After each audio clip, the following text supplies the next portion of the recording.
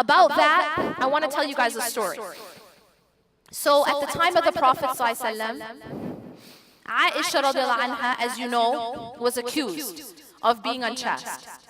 And this rumor was being spread about Aisha radiallahu anha. Now her father Abu Bakr radiallahu anh found out that one of the people spreading the rumor about Aisha radiallahu anha was a relative. And not only was he a relative, but he was a relative that Abu Bakr radiallahu anh was financially supporting. Can you imagine that?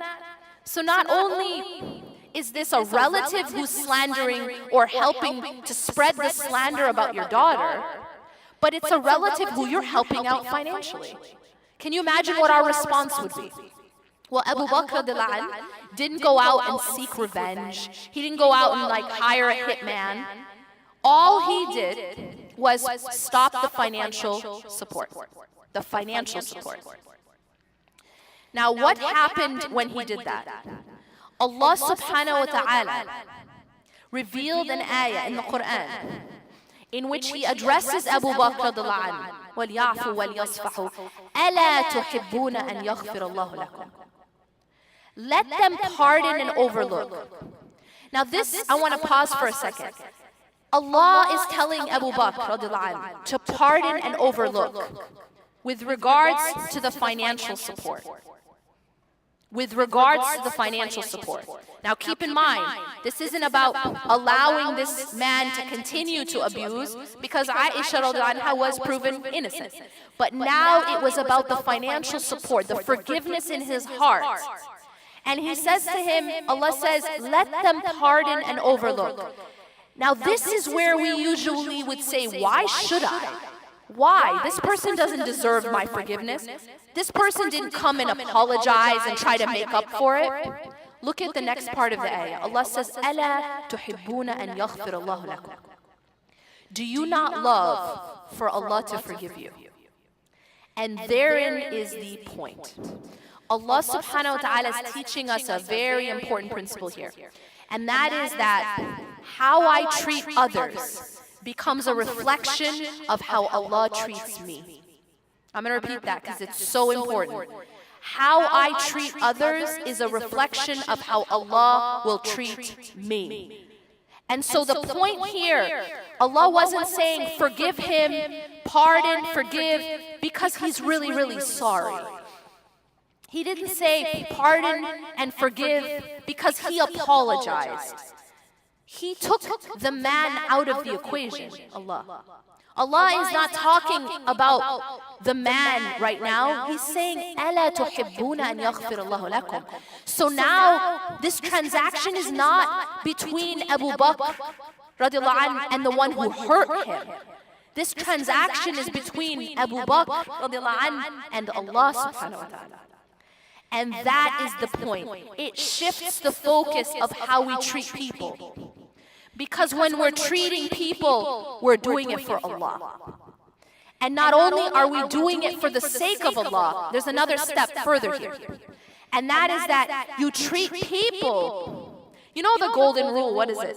Treat others as you would want them to treat you, yeah? There's a different rule here. We'll call it the platinum rule, okay? Treat others as you would like God to treat you. That's more powerful. Treat others as you would like God to treat you. This is why we are told again and again, this connection. The Prophet ﷺ said, have mercy to those on the earth, and the one in the heavens will have mercy on you. In another hadith, the one who does not have mercy on people will not be shown mercy by God. That connection. And that connection is made in this ayah.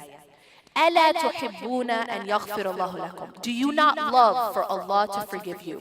So forgive that person, not because they deserve your forgiveness, not because they apologize, but because you want the forgiveness of God.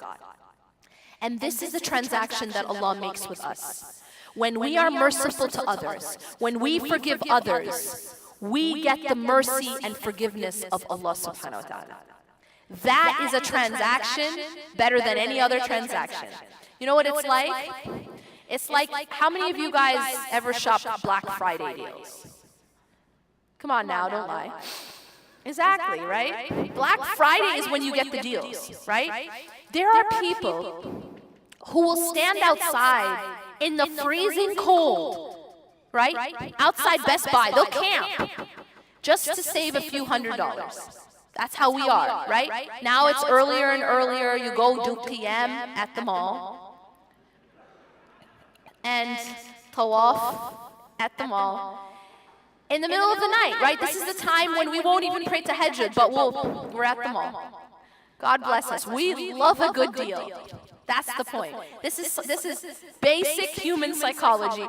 Humans love a good deal. And in fact, we'll go to a lot of sacrifice to get a good deal. Now, I'm going to tell you a good deal. Allah subhanahu wa ta'ala makes a good deal. Better than any of these deals. I'm not talking a couple $100 off a laptop.